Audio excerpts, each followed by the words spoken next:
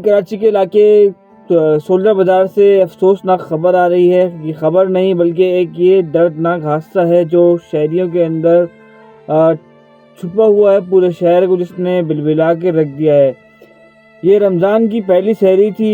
लोग नींद से जागे थे सहरी करने के लिए। कोई पानी भर रहा था, कोई नियत कर रहा था कि आज का पहला रोज़ा रखना है। लेकिन ये एक अहले खाना के लिए एक गम की खबर थी और वो धमाका हुआ और धमाके के अंदर जहाँ भाग हो गए। उन्हें क्या मालूम था कि ये सहरी इनकी ज़िंदगी की आखिरी सहरी होगी। अचानक से एक ज़ोरदार धमाका सुना गया और चंद लम्हों में जो एक ख़ानदान था जो कि मलबे तले जाके सो गया। रोज़ा रखने के लिए उठे थे, न सहरी कर सके, न इफ्तारी तक पहुंच सके और ना ही रमज़ान की पहली दुआ मांग सके। ये वो ख़ानदान है जो अपने पीछे एक दर्द भरी दास्तान छोड़कर चला गया, जो कि खुद तो चला गया लेकिन अपने पीछे दास्तानों को रुला चुका। और रुलाया भी उस वक्त जब रमज़ान का महीना था और रमज़ान का पहले महीने का पहला रोज़ा था। हादसा ये हुआ कि घर के अंदर धमाका हुआ। 30 से 40 गज का ये घर था जो कि गलियों के अंदर ओल्ड सिटी एरिया है, ये इसके अंदर छुपा हुआ था। इलाके के अंदर घर था ये, जो कि एक के पीछे एक घर बने हुए होते हैं। इनके अंदर जो धमाका हुआ, धमाके से ये पूरी 30 गज की 40 गज का घर था जो कि एकदम ज़मीन बोस होकर गिर गया। ये जुमला सिर्फ गुस्से की आवाज़ नहीं बल्कि इस दर्द की गूंज है जो आज हर गली और हर दिल में सुनाई दे रही है। इस वाक़े के बाद कुछ लोगों का कहना था कि ये लोग छोटी छोटी चीज़ें कर रहे हैं, असल मसला तो ये है कि जान जाया हुई है। इसका जिम्मेदार कौन है? इसकी जिम्मेदारी कौन लेगा?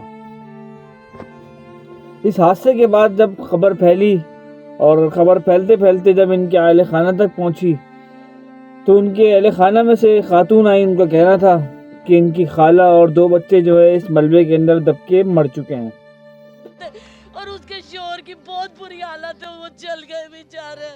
इंतजामियों ने बहुत देर कर दी आने में और इतनी देर करना नहीं चाहिए थी। छोटे छोटे बेचारी के मासूम बच्चे थे, वो भी चले गए। अगर एक टाइमिंग होती है ना कि इस टाइम पे हम खोल लें, इस टाइम पे बंद कर देंगे तो सामने वाला रहता है, पता चलता है कि हाँ कि भाई ये हम इस टाइम पे गेस्ट आई, हम खाना पकाना कर लें। नुकसान बहुत हुआ है, मकसद जान का माल का नहीं, जान होगा, जाने गई हैं। 14 आपके बताएं कि गैस नहीं होती, एकदम धमाके हो जाते हैं, गैस आ जाती है, धमाके हो जाते हैं, कितना खतरनाक है। बहुत ज़्यादा खतरनाक है। एक तो गैस आती ही नहीं, सिलेंडर मंगा के पकाते हैं, हर दूसरे दिन 500 रुपये का भरवाते हैं। पूरे दिन में 2 घंटे 3 घंटे शाम में आती है, हंडिया रोटी पका लेते हैं। रोटी पक गई तो हंडिया नहीं पकती, हंडिया पक गई तो रोटी नहीं पकती। जबकि पुलिस हुकाम की जानिब से कहा गया है कि हादसा जो है रात को सहरी के वक्त पेश आया, जो कि 4:15 बजे का टाइम था, उस वक्त पेश आया।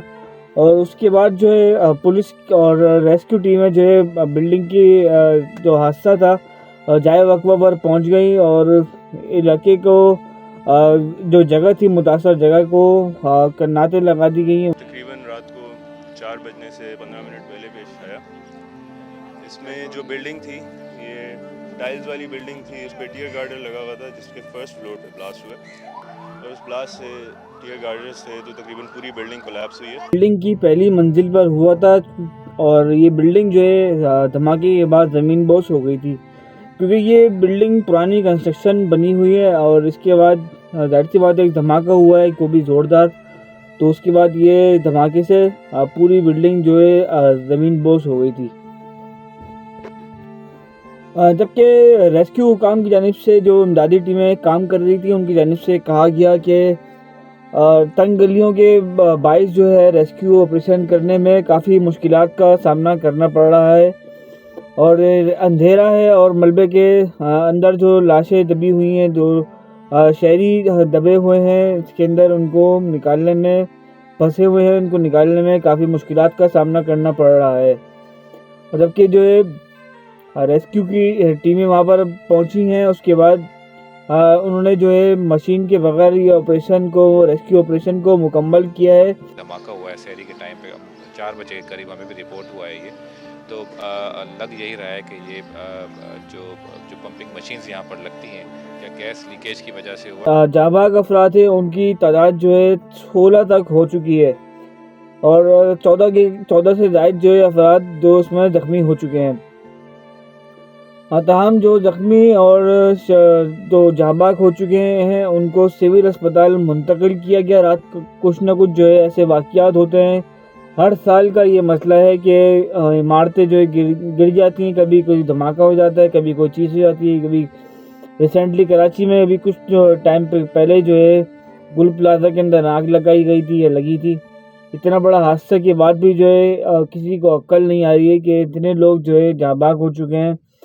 इतना बड़ा पूरा ख़ानदान जो है इसके अंदर जल के मर चुका है, ज़मीन के अंदर गिर के मर गया है। क्योंकि जो है इस इलाके से जो मालूमात पता चली हैं कि इस इलाके के अंदर जो है गैस काफ़ी टाइम से नहीं आ रही थी। और जाहिर सी बात है जब रमज़ान के लिए जब एक बंदा उठेगा और एक आस होती है उसको चूल्हा जलाने की, उसने जैसे ही जो है चूल्हा जलाया तो वो एकदम जो है आँख भड़क उठी और इसके बाद ये धमाका हुआ। और ये धमाका जो है 4:15 बजे का टाइम था। ताहम जो है इसके अंदर काफ़ी लोग जो है मर चुके हैं, ये जाने जो थी वो ज़ाया हो चुकी हैं। लेकिन जो है हुकाम की जानिब से कोई भी जो है एक्शन नहीं लिया जाएगा। उस पर जाहिर सी बात है तो घर के अंदर जो लोग थे वो तो जला के मर गए, दबदबा के मर गए। कुछ जो है बच गए थे, जो कि मलबा जब गिरा, मलबा गिरने के बाद जो है वो भी इमारत के अंदर गिरने के बाद वो भी जामाक हो चुके थे। ताहम ये गार्डर की जो छतें जिस पर डली हुई थी, जाहिर सी बात है एक गार्डर होता है, टेयर गार्डर होता है, वो काफ़ी भारी होता है। वो जाहिर सी बात है जब गिरेगा कि इमारत के अंदर 40 गज की इमारत के अंदर से जब गिरेगा वो, तो मेरे हिसाब से तो मुश्किल है किसी का बचना, क्योंकि उसको उठाना इतना भारी होता है। जाहिर सी बात है कि वो छत के ऊपर लगा हुआ है, वो गिरेगा तो सारा घर गिर जाएगा। क्योंकि एक इंसान वैसे ही सो रहा होता है, उसकी आवाज़ जो है बहाल नहीं हुई वो थे। और अफ्तार ये सहरी का टाइम था, ये सहरी पहली सहरी थी, तो उनको पता नहीं था कि उनकी आखिरी सहरी होगी। बहरहाल उनके लिए दुआ है मग़फ़िरत की जाए कि अल्लाह पाक उनके दर्जात को बुलंद करे और उनकी मग़फ़िरत फरमाए।